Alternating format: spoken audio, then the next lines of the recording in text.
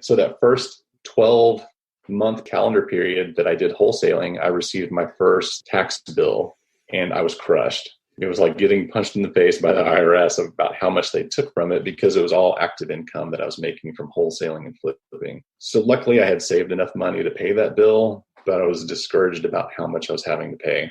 Yeah.